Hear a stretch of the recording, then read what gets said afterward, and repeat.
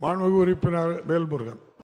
ஒரு அரசு இந்த மண்ணில் வாழ்கின்ற அனைத்து மக்களுக்குமாக குடிசை இல்லாத தமிழகம், வீடு இல்லாத குடும்பங்கள் இருக்கக்கூடாது என்கிற உயரிய நோக்கத்தோடு மாண்புமிகு முத்தமிழறிஞர் கலைஞர் அவர்களின் பெயரில் வீடுகளை கட்டித் தருகிறோம். ஒன்றிய அரசு பாரத பிரதமர் அவர்கள் நிதியில் வீடுகளை கட்டித் தருகிறோம்.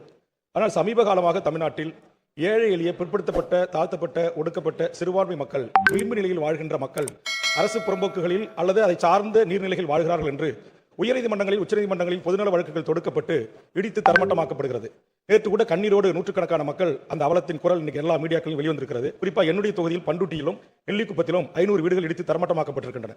அப்படி இடிக்கப்படுகின்ற அந்த வீட்டிற்கு மாற்று வீட்டை தங்கள் துறையின் சார்பாக ஏற்பாடு செய்துவிட்டு வருவாய்த்துறையோடு பேசி ஆக்கிரமிப்புகள் இருந்தாலும் தீர்ப்புகள் இருந்தாலும் அதை சமன் செய்து அவர்களுக்கான ஒழுகாத வீட்டை தந்துவிட்டு அது போன்ற ஆக்கிரமிப்புகள் ஆற்றுகிற நடவடிக்கை எடுப்பதற்கு ஒரு விரிவான திட்ட அறிக்கையை தயார் செய்து மாண்புமிகு வீட்டுவசதித்துறை அமைச்சர் வீடு இல்லாத ஏழை எளிய அரசு இல்லங்களில் குடியிருக்கிற மக்களை வெளியே அகற்றாமல், தற்போது மழைக்காலம், எங்கு போய் வாழ்வார்கள், அந்த வலியை உணர்ந்து அதற்குரிய திட்டங்களை தீட்டுவதற்கு அரசிடம் திட்டம் இருக்கிறதா என்பதை பேரவைத் தலைவராக கேட்டு அமர்கிறேன்.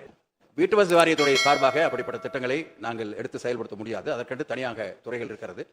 எனவே நீங்கள் இப்பொழுது சொன்ன கருத்துக்கள் அந்த துறையினுடைய சார்பாக அவர்கள் ஆய்வு செய்து கண்டிப்பாக நடவடிக்கை எடுப்பார்கள். ஆனால் ஒன்றை நான் இங்கே சொல்ல வேண்டும். லட்சக்கணக்கான நபர்களுக்கு இப்பொழுது பட்டா கொடுக்கப்பட்டிருக்கிறது என்பது உங்களுக்கு தெரியும். இதெல்லாம் ஏறத்தாழ ஒரு 30 ஆண்டு காலமாக பேன் பண்ணி வைத்திருந்தார்கள். ஆனால் முதலமைச்சர் அவர்கள் எடுத்த முயற்சியின் காரணமாக பல லட்சம் பேருக்கு இப்பொழுது பட்டா கொடுக்கப்பட்டிருக்கிறது. அது மாநகராட்சியாக இருந்தாலும் சரி, நகராட்சியாக இருந்தாலும் சரி, பேரூராட்சி, இங்கே எல்லாம் அது பேன் பண்றதை எடுத்து இப்பொழுது கொடுக்கப்பட்டிருக்கிறது. எங்காவது இடிக்கப்பட்டிருக்கிறது என்று சொன்னால் அது நீர்வழி புறம்போக்கு அரசு ஒரு கோர்ட்டினுடைய உத்தரவின் காரணமாக அது செய்யப்பட்டிருக்க அரசாங்கமாக செய்ததல்ல. இருந்தாலும் மற்ற துறைகளுடைய சார்பாக அதை பாதுகாப்பதற்கான நடவடிக்கையை கண்டிப்பாக மேற்கொள்ளலாம்.